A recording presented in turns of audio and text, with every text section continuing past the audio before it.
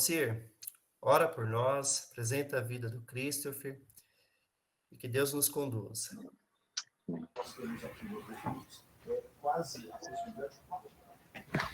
Te agradecemos, Senhor, por mais esse dia. Mais uma vez, Senhor, a tua graça, a tua misericórdia, Senhor, tem sido conosco.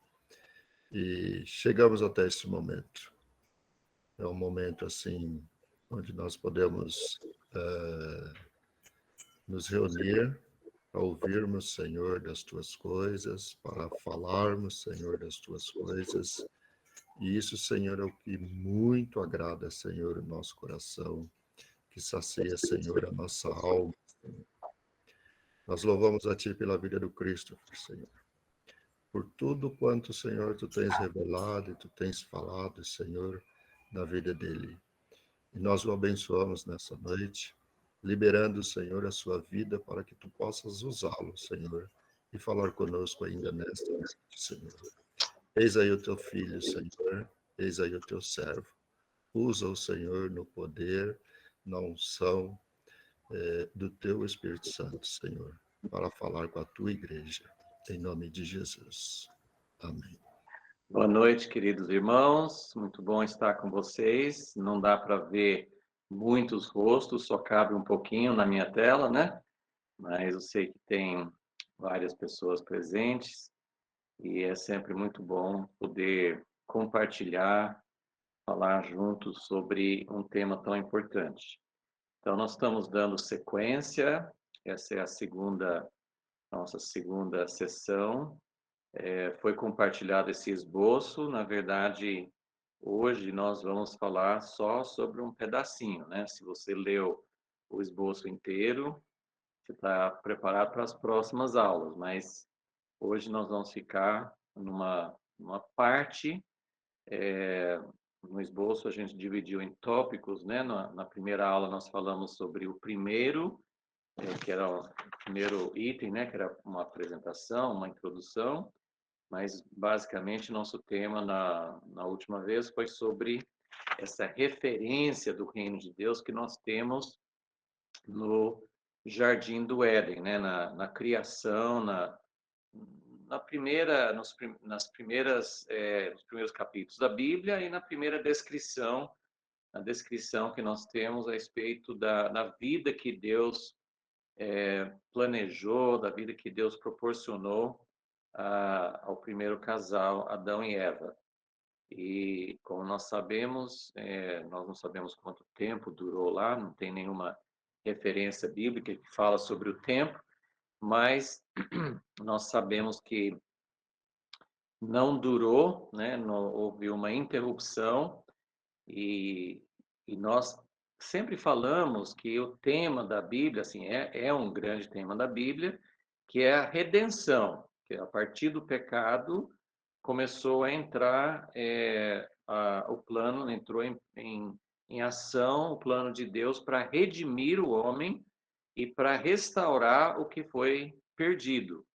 E, às vezes, quando nós pensamos na solução de Deus, que a solução que Deus falou na própria palavra que ele deu para a serpente, né, que a semente da mulher iria pisar a cabeça da serpente.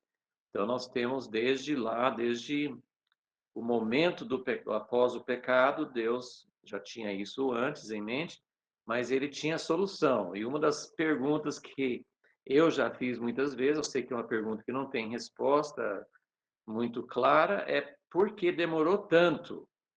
De acordo com as genealogias, as deduções das genealogias bíblicas, seriam 4.000 anos, né, desde Adão até Jesus.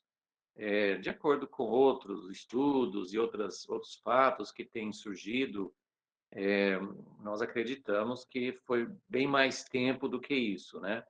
Mas esses 4.000 anos são simbólicos, né? Tem um simbolismo muito importante. Mas nós estamos no item numeral romano número 3, né, no esboço, o reino de Deus no período do Primeiro Testamento.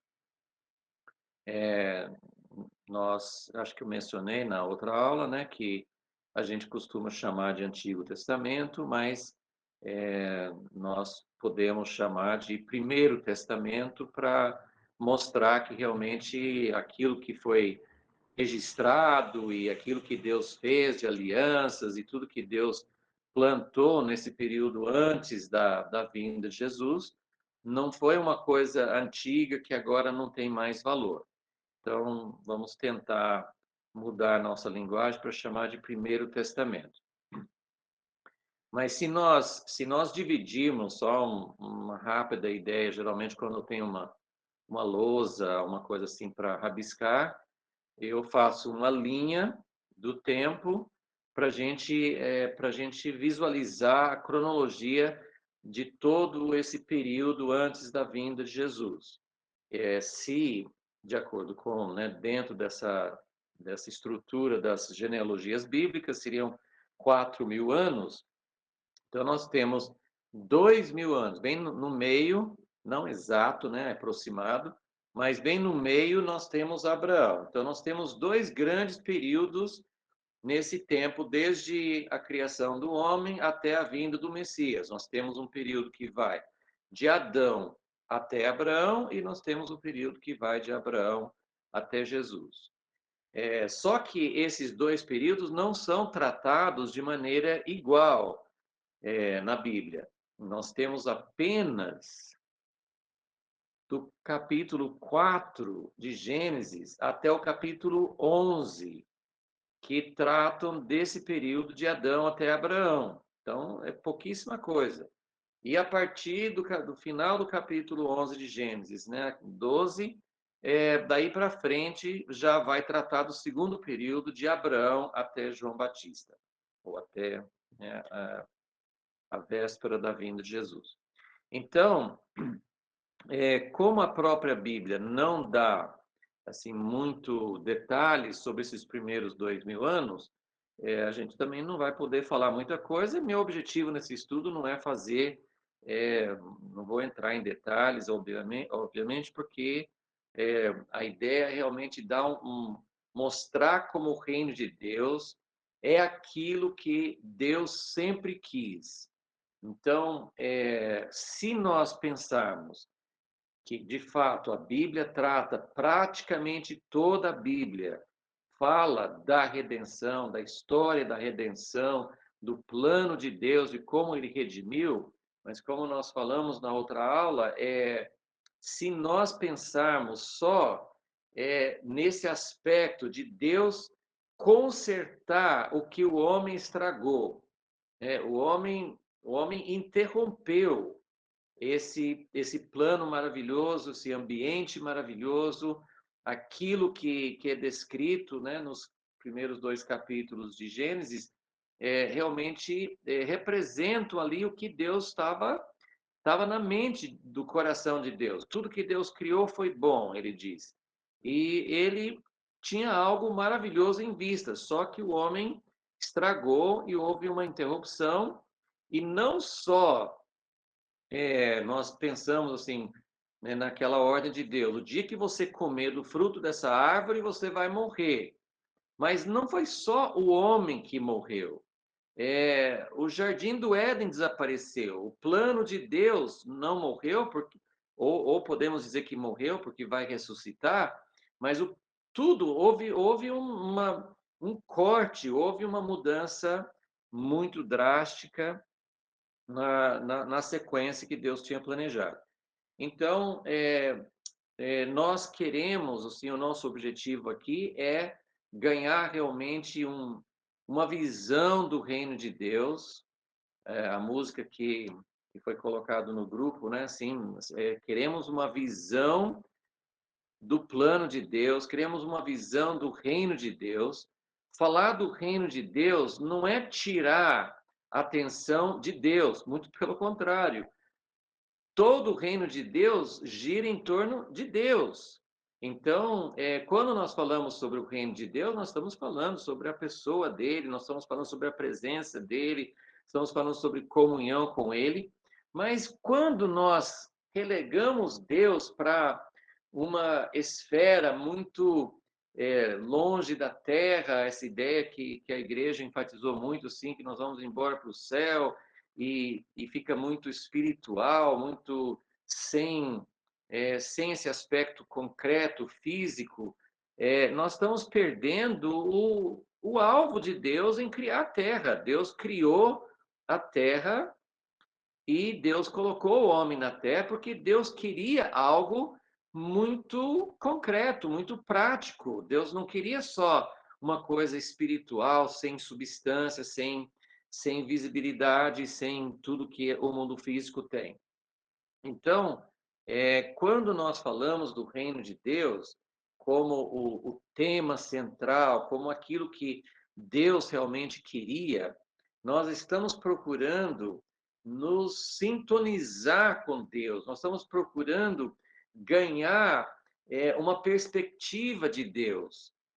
O que Deus queria quando Ele criou o mundo e quando Ele criou o homem e colocou no Jardim do Éden? Agora nós vamos ver rapidamente, nós vamos passar pela história, pelo relato bíblico do que aconteceu antes da vinda de Jesus, mas o objetivo é abrir os nossos olhos. Eu estou procurando isso há muito tempo, ainda quero que Deus dê muito mais revelação, muito mais luz, para a gente olhar para essa história não só com os detalhes, assim, aconteceu isso, aconteceu aquilo, e aí uma história. A gente se perde nisso se a gente não continuar com o reino de Deus no centro. Então, esse é o nosso objetivo.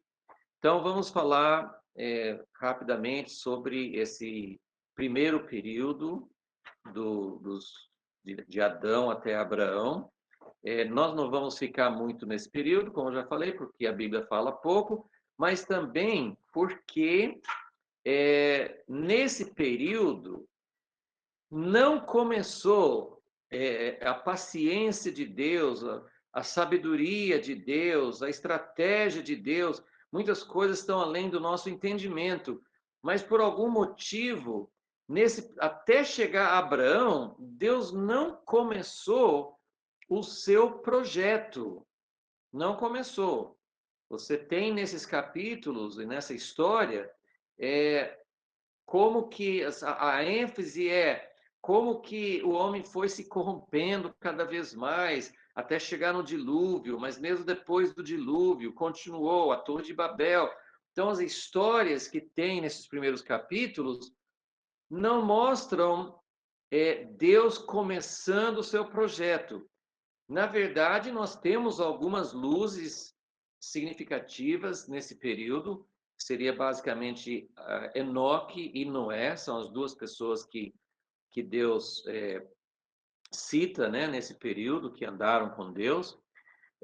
Mas nós temos um milagre, e isso eu acho assim, impressionante, porque quando a gente pensa que Jesus veio e plantou sua semente em 12 homens, e que essa semente continua até hoje, 2000 anos depois, que é um milagre sem tamanho, assim, é inconcebível que tudo que Jesus plantou tenha permanecido. Nós também estragamos muito, né? O homem estragou muito nesse período, mas continua.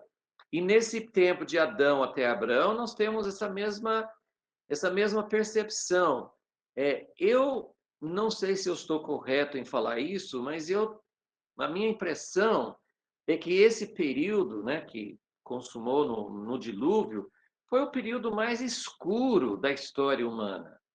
Porque já houve muitas coisas ruins que aconteceram depois disso, mas sempre, a partir de Abraão, sempre houve não só uma pessoa como Enoque, uma pessoa, uma família como Noé, mas houve sempre um remanescente, sempre houve uma coletividade. Então, por pior que o mundo tenha, pelas piores fases possíveis, e estamos chegando no fim dos tempos, as coisas estão ficando cada vez piores, mas nada podia ser tão ruim e tão quase sem esperança quanto nesse período esse primeiro período da história. e tanto é que Deus até assim sentiu tanta dor no coração que ele quis destruir, ele quis acabar com tudo, mas é claro que no coração dele ele não queria isso, mas a situação do mundo causou esse pesar, causou esse sentimento no coração de Deus. Então, Gênesis 6 é um capítulo muito comovente de ver como Deus sentia nesse tempo. Então, acompanhando só mais ou menos o que nós colocamos aqui, esses 3 itens no esboço, Deus é uma das coisas que eu não saberia talvez explicar, talvez alguém tenha uma luz maior sobre isso, mas por algum motivo, Deus deixou, vamos dizer assim, a humanidade solta nesse período. Veio o pecado foi aumentando, linhagem de Caim, mas a linhagem de Sete também, porque no fim todos estavam corruptos. Então nós temos a terra inteira cheia de corrupção, de estar longe de Deus, uma coisa incrível, e nós temos até chegar a esse ponto, essa história meio misteriosa, meio estranha, assim, de uma interação entre os filhos de Deus, que seriam os anjos, e as filhas do homem. Então, seria quase que uma encarnação, só que não da semente de Deus, mas de outros seres que não eram de Deus. Então, em outras palavras, esse período mostrou o que o homem pode produzir sem Deus. Nós temos um princípio bastante coerente na história de que o falso vem antes do verdadeiro. Então, nem tinha falado de Jerusalém, que é o símbolo da cidade de Deus, mas já no capítulo 10 de Gênesis já está falando sobre Babilônia, e tem no capítulo 11 tem a Torre de Babel. Então, tem todas essas coisas falsas, né? A corrupção, o reino humano, tem cultura humana na descendência de Caim, mas nós temos toda essa situação que é descrita ali. Então, a liberdade, só quero fazer um parênteses bem rápido, porque tem a ver com o nosso tempo de hoje. Liberdade é uma palavra-chave, né? Principalmente nas sociedades, na política, e muitas vezes a igreja se posiciona do lado dos partidos que vão defender a liberdade. Eu só queria chamar atenção para um aspecto muito importante, que é claro que Deus não é a favor de opressão, de domínio, de subjugar, de tudo que os reinos humanos sempre produzem. Mas a liberdade, inclusive, tal qual muitas vezes é expressa até no meio da igreja, pode ser uma liberdade errada.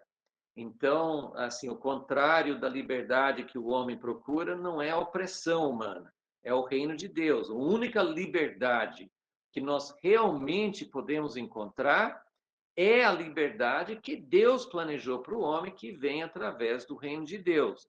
Eu só quero alertar que muitas vezes, quando se prega hoje, até mesmo a liberdade de expressão, claro que é bom poder ter liberdade de imprensa e de se expressar, liberdade religiosa, tudo mais, mas a liberdade, Deus mostrou para nós o que a liberdade do homem sem Deus pode produzir. Então, só um pequeno alerta, tome cuidado com o que é pregado no nome de liberdade. Nem toda liberdade que é pregada representa uma liberdade desejável, porque a liberdade nos leva para longe de Deus se nós não tivermos realmente uma clareza sobre que tipo de liberdade que é.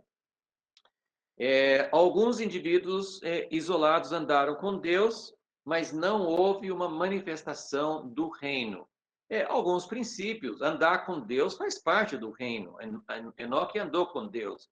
Então, não é que não tinha nada, nenhum elemento do reino, não é que Deus deixou a terra sem nenhum testemunho, mas uma manifestação, uma construção, começar o projeto da construção do reino não aconteceu nesse período. E nós vemos os frutos claros deste reino humano: corrupção, degeneração, unidade falsa na Torre de Babel, a manifestação do grande rival do reino de Deus, que é a Babilônia. Então, toda essa construção, né? Nós temos aí a construção de um reino falso, a construção, o desenvolvimento, o amadurecimento de um reino falso. Então, essas são as características desse primeiro período. Muito bem. Então, vamos lá para o segundo período. Então, nós temos de Abraão para frente. Nós não vamos poder cobrir todo esse período. Vou falar melhor sobre os 4.000 anos são divididos em 2 períodos de 2.000 anos. De Adão até Abraão, um período. E tem essas características que eu falei. E depois mais 2.000 anos de Abraão até Jesus. Esses 2.000 anos de Abraão até Jesus também são divididos em 2 partes. 1.000 anos e 1.000 anos. Nós vamos explicar melhor a diferença entre esses 2.000 anos na próxima aula. Mas nós vamos falar hoje sobre esse período, essa primeira parte, né?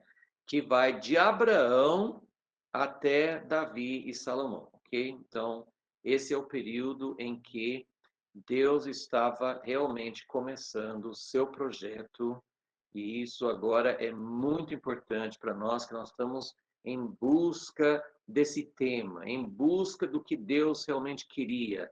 O que Deus quer até hoje? O que Deus pode fazer na nossa época, na nossa geração? Então, esse anseio, essa paixão por entender o que Deus quer e de cooperar com Ele. Então, tudo começou com Abraão. Vamos só pensar em como Deus faz para construir as coisas. É um princípio muito simples, acho que talvez vocês já pensaram nisso, mas Deus começa pequeno. Deus não começa ajuntando multidões e multidões para fazer um trabalho assim em massa. Deus começa pequeno.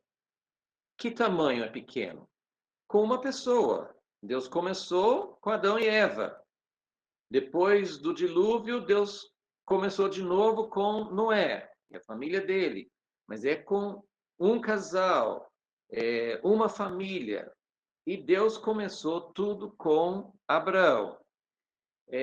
Eu só quero, nesse ponto, eu quero enfatizar, não sei, 2 ou 3 coisas. Primeiro, nós sabemos que Abraão é o pai da fé. Então, né, não temos condições de ficar falando muito, e nem dá para a gente definir muito a fé. A fé não tem frases na Bíblia que falam sobre a fé, mas não tem uma definição, assim como não tem uma definição de reino de Deus. Mas o que seria fé? Vamos só fazer uma distinção muito importante, porque os cristãos hoje pensam muito em fé como fé numa doutrina. Então, a igreja foi uma coisa importante na história da igreja, ter os credos, o credo apostólico, as confissões, né, as definições, no que nós cremos. Eu vejo muitas vezes igrejas hoje tentando elaborar uma lista de doutrinas. Eu não acho que isso é sem importância, mas eu só queria dizer assim que quando a Bíblia fala, inclusive no Novo Testamento, né, a Bíblia fala várias vezes que Abraão é o pai da fé, ele é o pai de todos nós. E você vai estudar a vida de Abraão, Deus não deu os 10 mandamentos para Abraão. Deus não enfatizou regras e princípios, embora isso fosse importante depois com Moisés. O que é o pai da fé? É alguém que aprendeu a confiar em Deus. alguém que aprendeu a ter um relacionamento com Deus. Então, é muito importante distinguir hoje entre fé não é você concordar com certas doutrinas. Claro que é importante crer em Deus e que Jesus é Deus em carne, que Jesus morreu na cruz. Mas essas coisas a Bíblia apresenta numa forma de história, não numa forma de doutrinas. Então, nós acreditamos na história do amor de Deus. Nós acreditamos naquilo que Jesus veio mostrar. Crer em Jesus é crer na pessoa dele. Então, ter fé não é crer em doutrinas, ok? Mas hoje tem uma outra ênfase que também é errada, que é você precisa ter fé para ser curado, para ter seus problemas resolvidos. Então, fé é quase que um tipo de pensamento positivo que eu vou falar que vai dar certo, eu sei que vai dar certo, eu sei que Deus está comigo, e isso também não é fé. Porque é verdade, eu preciso saber que Deus está comigo, mas isso é um relacionamento, isso não é uma coisa que a gente repete, não é uma coisa que. E não é uma coisa que a gente faz para ganhar algum benefício. Então, é muito importante entender que o fundamento é relacionamento, é fé, é amizade, e tudo começou com a transmissão de vida. Agora, outra coisa que eu quero enfatizar sobre essa vida de Abraão, como o início de tudo, é que nós pensamos geralmente mais em Abraão, ele é o personagem central da história. Sabemos que ele precisava ter um filho, é claro que ele não podia ter um filho sem ter uma esposa. Nós sabemos que Sara era a esposa dele, então Sara é a esposa que Deus fez um milagre e ela pôde ter um filho com 90 anos de idade. Mas uma coisa que eu queria deixar assim, que tem sido assim uma descoberta mais recente para mim, é que Deus fez questão, numa época em que a mulher não tinha muita, ela não tinha muita ação, ela não tinha muito poder de decisão, ela era realmente, ela ficava na sombra, ela não tinha um reconhecimento. Deus não mudou todos os costumes culturais na época, mas ele deixou muito claro, apesar de não ser uma coisa talvez que muitos tenham visto, mas Deus deixou muito claro que para começar seu projeto de reino de Deus, para começar o que ele queria fazer com a humanidade, ele quis colocar um alicerce no casal, não só em Abraão. Então, tem várias coisas que mostram isso, mas a principal é Gênesis 18, quando tem o encontro mais sensacional, mais espetacular antes da encarnação. E eu estou usando palavras como espetacular, assim, Deus apareceu no Monte Sinai, Deus fez outras coisas, né?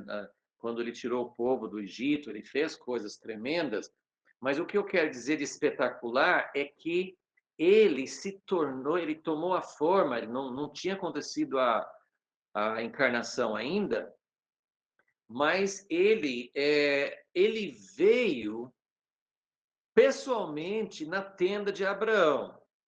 Quem lê o livro, Quem Almoçou com Abraão, né, fala bastante sobre isso. Mas o que eu quero, assim, parece que nunca tinha caído a ficha, que 3 homens vieram para a tenda de Abraão. Abraão os recebeu, serviu o almoço e tal, mas ele veio com uma missão. Ele veio com uma missão. E era Deus que estava ali. Mas quando terminaram de almoçar, terminaram todo o protocolo de hospitalidade e tudo mais, Deus não tinha vindo para falar com Abraão. Deus tinha vindo para falar com Sara. Então, qual a importância disso? Que Deus não queria fazer uma aliança só com Abraão, era importante que fosse Abraão e Sara juntos. Vocês conhecem a história, Deus falou assim: onde que está Sara? Sara, na cultura, onde está Sara? Sara não ia aparecer nunca no meio dessas visitas, da conversa dos homens, ela ficou na tenda, era a cultura. Mas Deus falou assim: onde está Sara? Era mais ou menos: eu vim aqui para falar com Sara. E ela não apareceu, mas aí Deus falou: ó, eu vim aqui para falar. Tanto é que, o que Deus veio falar? Ele veio falar uma coisa que no capítulo 17, um capítulo antes, Deus já tinha falado com Abraão. Ele precisava vir em forma humana para falar com Abraão o que ele já tinha falado no capítulo 17? Não, mas ele veio daquela forma porque ele queria fazer conexão com Sara. E com certeza Abraão não tinha conseguido passar para Sara a fé que foi gerada em Abraão pelos encontros que Abraão teve com Deus.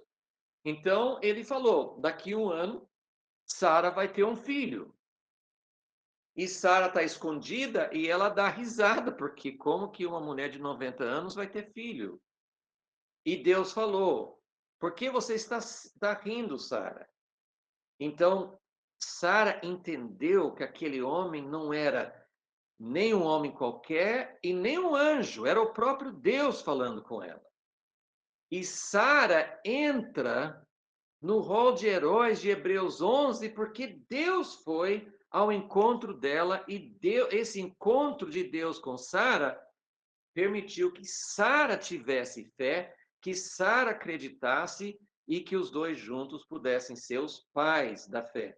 Aí você vai olhar, tem vários textos que falam de Sara, tem Hebreus 11, 1 Pedro 3, tal, mas tem Isaías 51 que fala que Sara, que Israel foi produzido de Abrão e Sara. Então, é muito importante, só queria deixar esse destaque, porque acho que é algo que a gente pode passar despercebido, sim, e é muito importante porque, então, voltando, o que nós queremos entender sobre o reino de Deus nessa história? Nós queremos entender que o reino começa com um só. O reino começa com a relação individual da pessoa com Deus. E Deus começa, o que Deus quer, ele falou com Abraão: eu quero multiplicar, você vai ter uma descendência numerosa. Deus queria algo grande, e Deus quer multiplicar a descendência de Abraão como as estrelas do céu.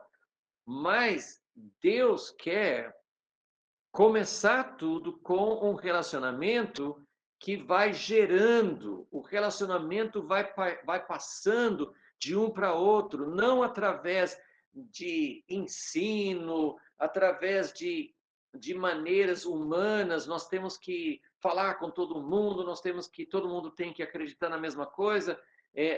Tem que ser um relacionamento pessoal. O reino de Deus não tem sentido, e como nós estamos querendo mostrar, o reino de Deus não é Deus sentado no trono fazendo todo mundo obedecer, porque Deus poderia ter feito isso sem passar por todos esses milênios de dificuldade. Deus está fazendo algo que está no coração dele. O homem estragou no Jardim do Éden, o homem estraga seguidamente, mas Deus não abandona seu projeto, ele vai conseguir algo que está, que ele anseia, que deseja, que vai satisfazer o coração dele, e isso é começar com um casal, mas ter muitos filhos, não súditos, não simplesmente uma multiplicação exterior. Ele quer filhos, ele quer relacionamento. Okay? Então, isso é o fundamento de tudo que tem no reino de Deus. O segundo item aqui, a letra B, é que Deus começou a trabalhar com Abraão E o que ele prometeu para Abraão, além de ter uma descendência, de formar uma nação, Deus prometeu a Abraão uma terra.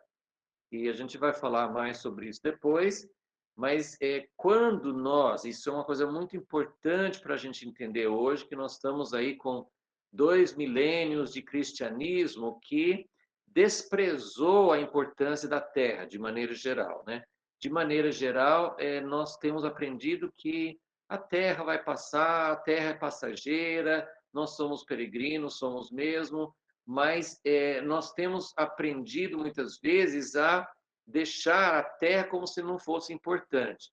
Deus criou a terra, o globo terrestre e todos os astros, mas Deus criou a terra porque ele tem um objetivo, e o objetivo dele é formar um reino que tenha visibilidade, um reino concreto, um reino que tenha natureza. Deus quer uma terra.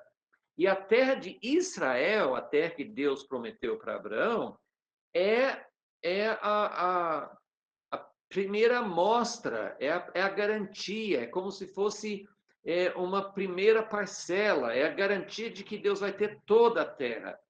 A terra, eu não lembro agora o número, mas alguém já fez a contagem, eu acho que só o nome de Deus, não sei se tem algum outro alguma outra aliança, talvez, não sei, tem alguma coisa que aparece mais vezes na Bíblia do que terra.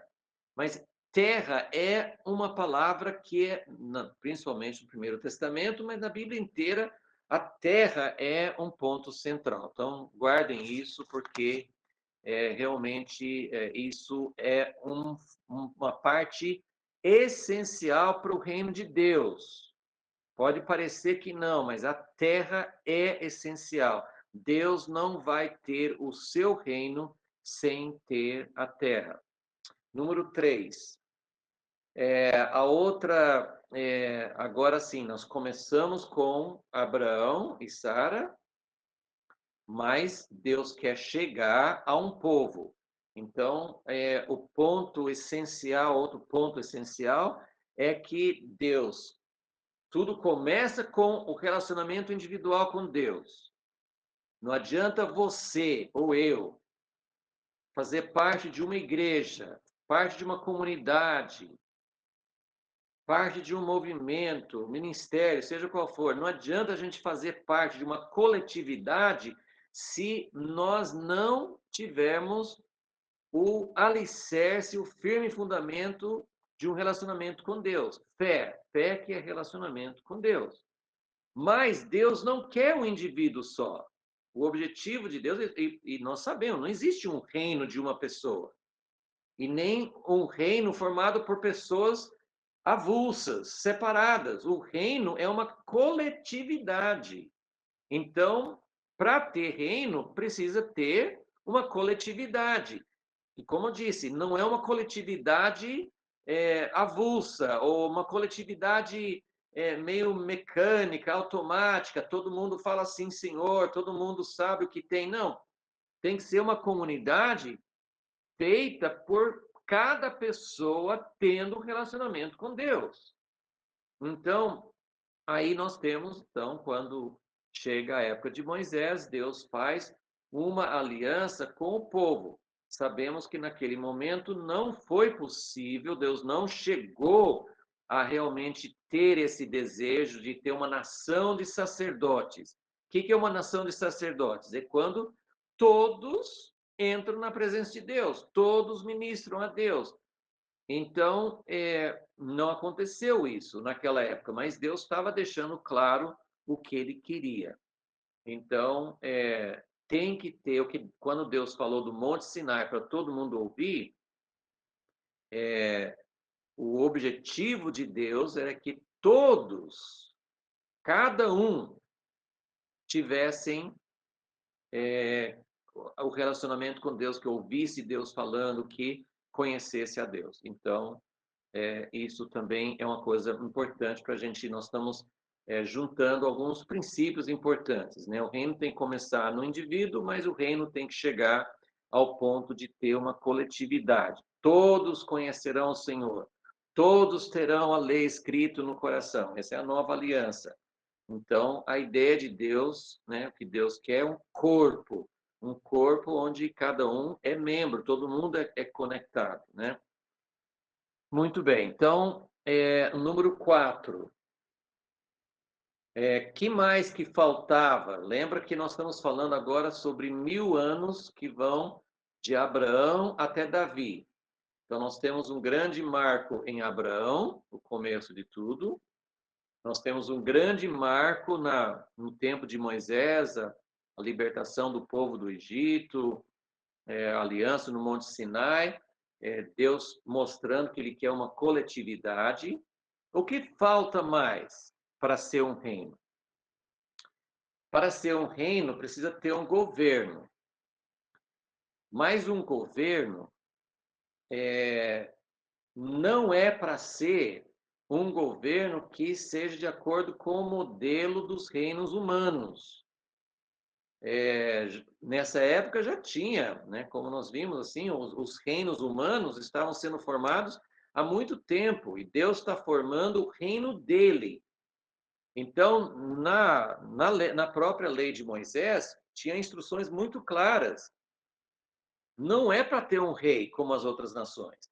E a história, quando o povo pediu um rei para Samuel, e teve todo aquele diálogo, né, Samuel com Deus e o povo, Deus mostrando assim, Deus deu a eles um rei, mas esse não era o modelo que Deus queria para o povo.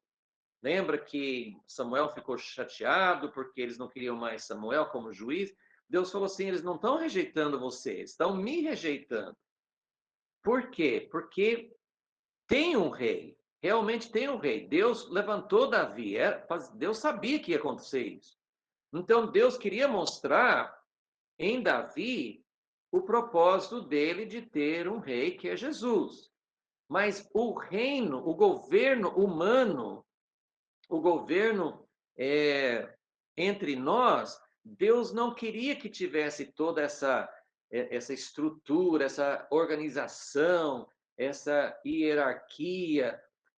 Deus queria que houvesse, e lembre que nós estamos lutando com a nossa condição de pessoas caídas, né? Nós não fomos totalmente restaurados, mas no plano de Deus, né, no Jardim do Éden, não era para um governar sobre o outro. E o sistema que Deus deu para Moisés era sacerdotes e juízes colaborando, mas sem uma figura imponente dominando sobre tudo. Então, nós temos toda essa questão do governo. Estou só dando uma pincelada, mas só para mostrar que Deus mostrou em Davi, um homem segundo o coração de Deus. Deus mostrou alguns aspectos. Davi aponta para Jesus, mas Davi errou muito como rei, Salomão errou muito como rei, e os outros, né, quase todos os outros reis erraram e se tornaram reis de acordo com o modelo humano. Então, esse ponto é só para mostrar, existe um governo que o governo vem de Deus, mas como Deus, ele não quer algo só piramidal, ele mandando, ele quer compartilhar conosco, ele quer desenvolver o ambiente do reino de Deus, é um ambiente de comunhão, é um ambiente de espontaneidade, é um ambiente onde flui o amor, é um ambiente onde todos querem o que Deus quer. Então, precisamos entender, nós vivemos dentro de uma situação ainda imperfeita e temos que viver com essa situação de um governo imperfeito, mas precisamos ter muita consciência. Primeiro, de que Deus é contra um governo de acordo com o modelo humano. Deus é contra uma pessoa concentrando toda a autoridade em si mesma. Deus é contra coisas impostas. Então, dentro da família e da fé, dentro da igreja, dentro do povo de Deus, nós não temos a perfeição e não podemos ter ainda, mas nós sempre devemos ter em mente o que é que Deus quer? Que tipo de situação realmente promove o reino de Deus? Nosso alvo é mostrar que o reino de Deus está em toda a Bíblia, é o tema central da Bíblia, mas nós queremos mostrar também como o reino em plenitude só vem na segunda vinda de Jesus, mas tem muitas coisas, é para a gente viver, é para a gente começar a andar nos princípios, de acordo com de acordo com os princípios do reino desde agora, né? Então, isso é um dos nossos grandes aspectos. Ok, eu só vou falar agora sobre mais um ponto aqui no nosso esboço, que é o ponto número 5. São as coisas que me ocorreram, não sei se isso é o que a gente poderia realmente tirar como os 3 picos mais altos da manifestação do reino de Deus no Primeiro Testamento, mas eu queria sugerir esses 3 momentos, representando exatamente esses 3 personagens: Abraão, Moisés e Davi.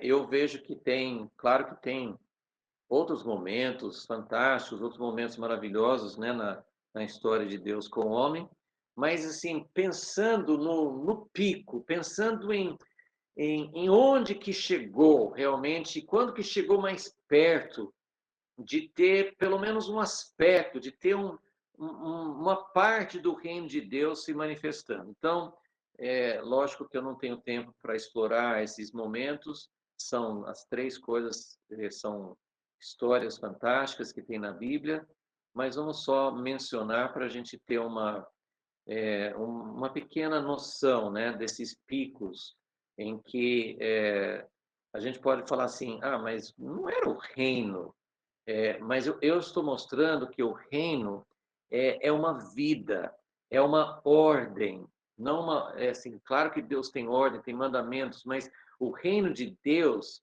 é o reino que Deus anseia, o reino que vai satisfazer o coração de Deus, é o reino que flui amor, que flui os princípios de Deus. Então, vamos ver.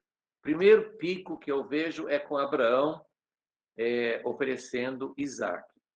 É o momento máximo da vida dele, mais ou menos em torno de 40 anos depois que Abraão começou a andar com Deus, porque ele esperou o filho durante 25 anos e quando ele ofereceu Isaac, nós não sabemos a idade, mas vamos dizer que Isaac tivesse entre 10 e 15 anos de idade, então seria entre 35 ou 40 anos, 35 a 40 anos que aconteceu isso e representou assim o pico máximo do relacionamento de Abraão com Deus. O que esse momento expressa em relação ao reino de Deus? É um momento em que Deus pediu a Abraão, seu filho, seu único filho, o filho que ele tinha esperado por 25 anos e o filho que ele tinha curtido durante 10 a 15 anos, né? Então, de repente, joga tudo fora e oferece seu filho, sacrifica para mim. Muitas vezes nós colocamos isso em termos de, sim, Abraão precisava entender que Deus era suficiente para ele não precisava de um filho, ele tinha que pensar, não, Deus me deu Isaac, Deus levou Isaac embora, mas eu continuo com Deus. Isso é verdade. Mas o ponto importante dessa entrega é claro que para Abraão e Sara tudo estava ali encarnado no filho, assim, era a alegria, a esperança, mas Deus tinha dado a eles algo que além de ter um filho, que era de ser uma bênção para todas as nações. Eles foram chamados para iniciar a trajetória, o estabelecimento do reino de Deus consertar tudo que estava errado, de abençoar toda a humanidade, da redenção da humanidade, da terra, tudo estava ali naquele filho. Então, quando Abraão foi oferecer Isaque, ele não estava somente devolvendo para Deus, colocando no altar a alegria, o amor, tudo que eles tinham em relação àquele filho, mas tudo que Deus tinha prometido. Então, ali morreria não só o filho, mas morreria todo o plano que Deus tinha falado para ele. Então, ele chegou nesse ponto de ter uma confiança em Deus. Hebreus 11 fala que ele confiava que Deus podia até mesmo ressuscitar Isaac, mas Deus não ia deixar Abraão sem Isaac. Então, a confiança de Abraão era que Deus tinha prometido, ele ia cumprir. Então, é isso que nós estamos falando, que é o reino de Deus, é essa relação de confiança. Para nós, é uma coisa inatingível. Eu fico assim, como que alguém pode confiar em Deus até esse ponto? É difícil a gente imaginar, mas realmente era algo espetacular. E quando ele fez isso, você lembra da história em Gênesis 22, que Deus bradou dos céus, fala o anjo do Senhor, esse anjo do Senhor é o próprio Jesus, bradou do céu, não mate, não coloque a mão nele, mas bradou segunda vez, dizendo, o que você fez agora, essa entrega mútua, agora sim, a gente precisa lançar mão de um conceito do que é o reino de Deus. Porque o reino de Deus é a vida de Deus, é a maneira de Deus agir. Como é que Deus age? Deus doa, ele não segura. Deus oferece, Deus doa a si mesmo. Então, quando Abraão entrou nisso com Deus e deu o seu filho a Deus, o anjo bradou não só para não matar o filho, mas o anjo bradou para dizer: isso selou, é um juramento, jamais pode ser mudado. Porque o reino de Deus foi estabelecido ali, o princípio do reino foi estabelecido ali de uma forma fantástica. Ok, o segundo pico é Moisés. Moisés, claro, teve grandes experiências com Deus, mas depois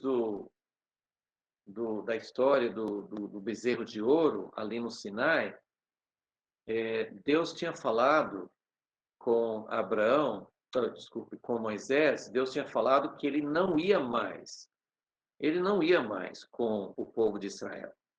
Ele falou assim, olha, eu te dou tudo, dou minha bênção, dou minha proteção, eu dou um anjo especial para levar vocês, vou dar a vitória, mas eu não vou. Será que o reino de Deus pode existir sem Deus mesmo ir? Moisés argumenta com Deus, assim, como que nós vamos ser teu povo? Como é que o teu povo vai ser conhecido se o Senhor não estiver no nosso meio? E aí ele fala assim, Deus, eu quero te conhecer.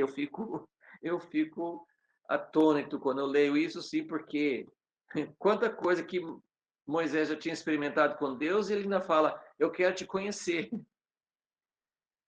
Mas ali, Moisés tem aquela experiência com Deus, em que Deus o esconde numa rocha e passa toda a sua glória e tal, e tem aquela revelação, quem talvez, acho que a maioria que conhece o livreto sobre Hesed, que Deus revelou, é a revelação de Deus que marca todas as escrituras depois. Quem é Deus?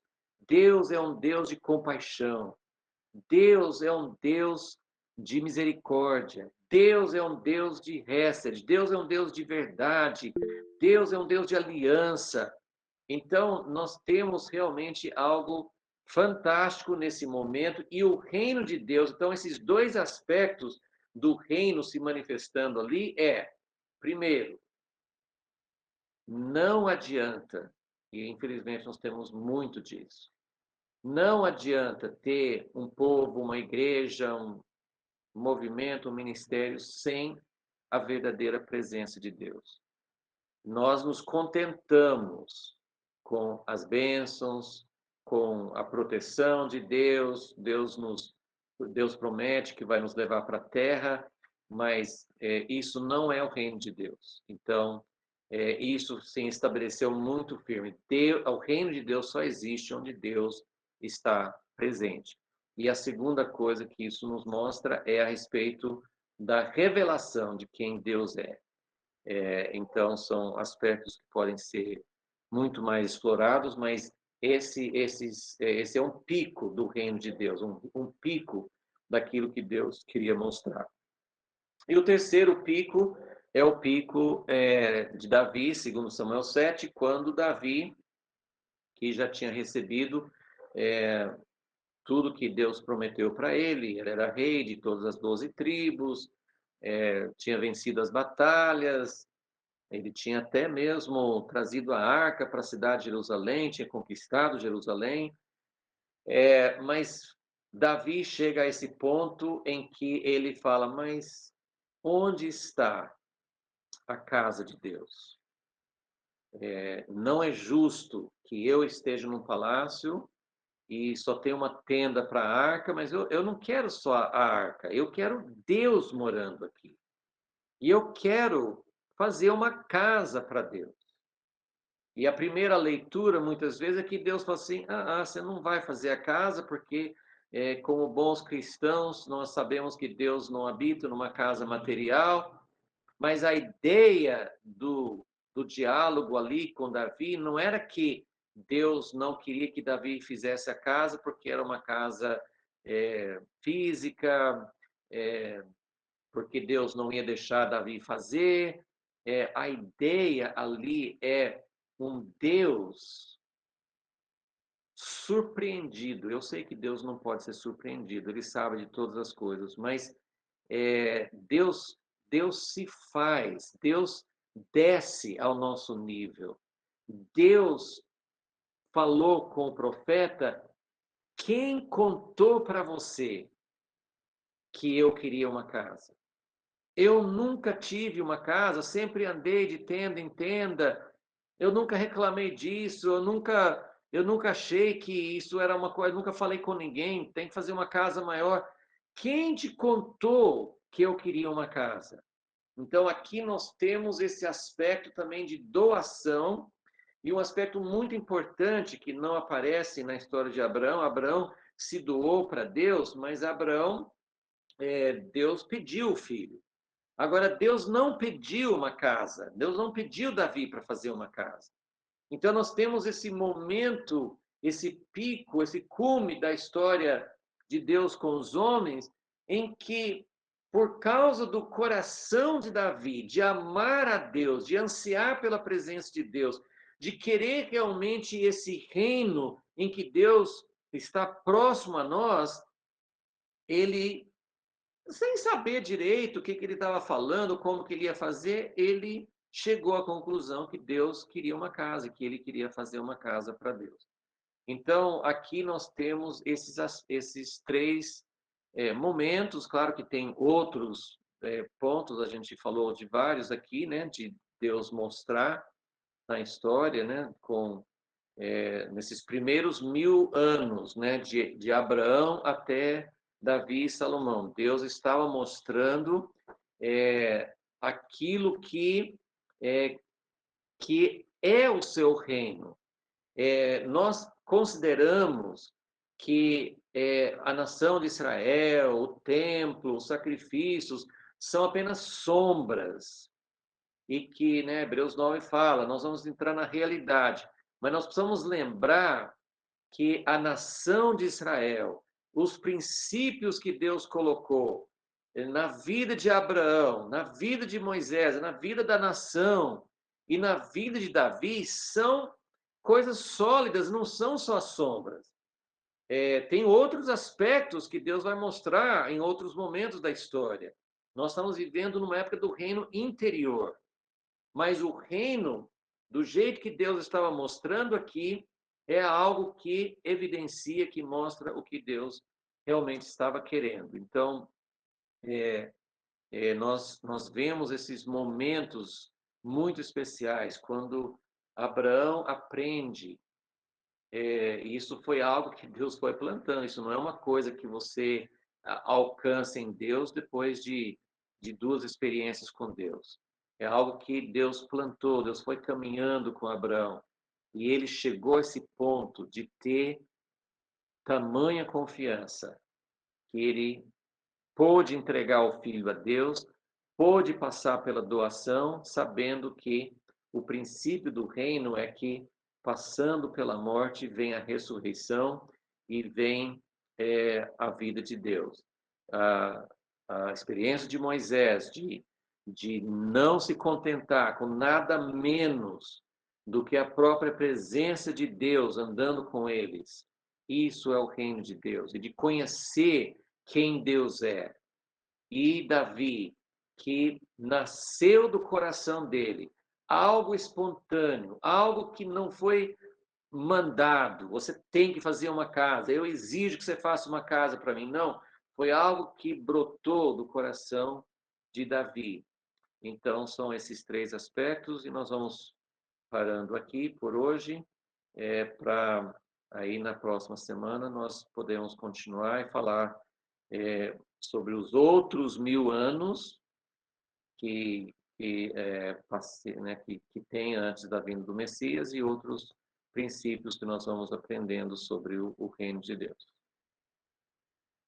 Então, está aberto, se alguém quiser fazer alguma pergunta. O Christopher, talvez não seja essa a maior dificuldade da igreja dos nossos dias, né? Será que talvez não é descobrindo esse princípio do relacionamento que vai fazer com que a gente se volte para uma igreja, vamos dizer assim, mais atuante naquilo que Deus tem, do que uma igreja cheia de pensamentos, cheia de ideias, mas não tão firme, né?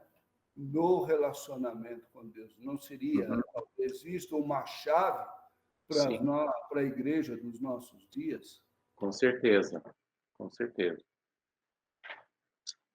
Nós estamos procurando entender essas chaves, né? Esses fundamentos. Eu acho que são coisas muito importantes para a gente ver. É tão interessante, né, essa parte que fala do reino. Moisés havia experimentado tantas coisas de Deus, tanta experiência com Deus.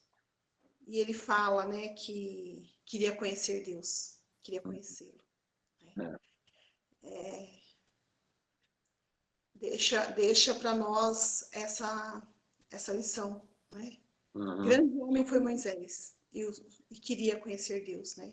Que possa arder, que possa ser latente nos nossos corações, né? O desejo de conhecer mais Deus, né? Experimentar esse Deus, né? Que nós temos ouvido falar. Tem um paralelo, né, no Novo Testamento, que é Paulo, né? Que Paulo também foi até o terceiro céu, viu um monte de coisa. E em Filipenses ele fala assim: eu prossigo para o alvo, para que eu possa conhecê-lo, né? Então, acho que quanto mais a gente conhece um pouquinho, mais a gente descobre que tem muito mais para conhecer, então aumenta a nossa sede de conhecer mais. O autor de Hebreus nos afirma que Abraão viu esse reino, né? Ele ali, com essa fé que você abordou, como ele foi íntimo de Deus, e nesse relacionamento ele conseguiu enxergar esse projeto de Deus, né? Maravilhoso essa visão. Sim. Ele viu e isso deu esperança para ele, né? É a esperança que nos mantém, né, na nossa jornada, né? Se a gente Eu sei que todos aqui já têm todos nós temos uma certa fração, né, da visão do reino, mas quanto mais nós pudermos ver o reino, isso nos motiva, isso nos dá esperança, isso nos alegra, porque ainda que nós estejamos num tempo em que o reino não está aparecendo, mas assim tem alguns aspectos mais invisíveis, mas nós não temos tido assim essa plenitude do reino e mesmo assim entre nós, os cristãos, né, a gente sente que nós estamos muito distantes disso. Então isso pode nos dar desalento, né? Puxa, nós estamos tão longe. Mas a visão do reino e a certeza de que Deus vai nos conduzir para lá nos dá esperança. Isso é maravilhoso. Abraão não era um ser humano de uma qualidade diferente de nós. Como o Tiago fala, Elias era igual a nós, né? Abraão também era igual a nós. Então, se Deus caminhou com ele e conduziu Abraão a ter esse tamanho de fé em Deus, ele pode fazer, ele vai fazer em nós também. Amém. Então, louvado seja Deus. Obrigado, Christopher, por nessa noite nos conduzir. Esse nosso Jesus conta com a gente. Então, beijo. Obrigada. Boa noite. Obrigado, gente. Boa noite. Boa noite.